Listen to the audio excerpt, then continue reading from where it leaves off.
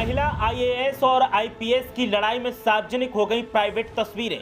Lady Singham D रूपा और रोहिणी सिंधूरी की आपसी लड़ाई में जो हुआ उसने पूरे देश में हल्ला मचा दिया।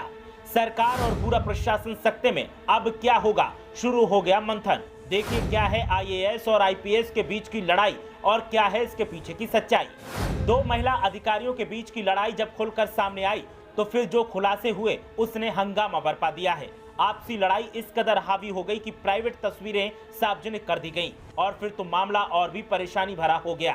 पिछले कई दिनों से महिला आईपीएस डी रूपा सोशल मीडिया के जरिए आईएएस रोहिणी सिंधूरी पर गंभीर आरोप लगा रही थी। अब आईपीएस डी रूपा ने सोशल मीडिया पर आईएएस रोहिणी सिंधूरी की निजी तस्वीरें शेयर कर दी। डी रूपा ने आरोप लगाया है कि आईएएस रोहिणी सिंधूरी ने 2021 और 2022 में 3 आईएएस अधिकारियों के साथ इन तस्वीरों को साझा किया है। तस्वीर साझा करते हुए डी रूपा ने पूछा है, क्या एक आईएएस अधिकारी नग्न तस्वीरें भेज सकता है? इन तस्वीरों को भेजने का क्या कारण था? एक समझौते के लिए या ये अपने खिलाफ कार्रवाई को रोकने के लिए हैं? जहां प्रारंभिक जांच में आरोप साबित हुए थे उन्हें जवाब देना चाहिए। एक दिन पहले डी रूपा ने आईएएस सिंधूरी के खिलाफ भ्रष्टाचार के आरोपों की एक लंबी सूची जारी की थी।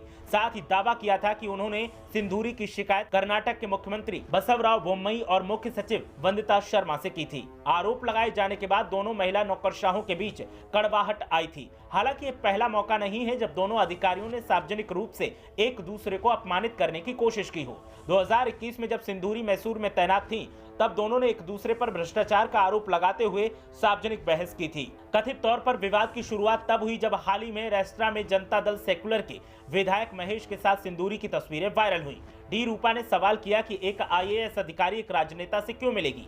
हालांकि सिंधूरी ने सभी आरोपों को खारिज किया है। उन्होंने कहा है कि उसने मुझे बदनाम करने के लिए सोशल मीडिया पर तस्वीरें और मेरे व्हाट्सएप स्टेटस के स्क्रीनशॉट एकत्र किए। जैसा कि उसने आरोप लगाया है कि मैंने ये तस्वीरें कुछ अधिकारियों को भेजी हैं। मैं उनसे उनके नामों का खुलासा करने का आग्रह करती हूँ। डी रूपा को मानसिक रूप से बीमार बताते हुए सिंधूरी ने कहा है कि मानसिक बीमारी एक बड़ी समस्या है। इसके इलाज के लिए दवा और परामर्श आवश्यकता होती है।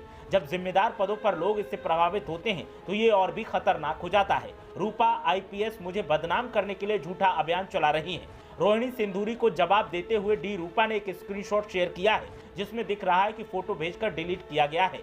रूपा का दावा है कि सिंधूरी ने अपने नंबर से किसी को अन्य अधिकारी को न्यूड तस्वीरें भेजी थी और बाद में डिलीट कर दी। वहीं इस पूरे विवाद को लेकर अब सरकार भी सक्रिय हो गई है। पहले कर्नाटक के मुख्यमंत्री बोम्मई ने इसे व्यक्तिगत मामला बताया था, लेकिन अब कर्नाटक के गृह मंत्री ने कहा है कि उन्होंने इस विवाद पर पुलिस प्रमुख से चर्चा की है और मुख्यमंत्री भी इससे अवगत हैं। ब्यूरो रिपोर्ट, मीडिया हलचल।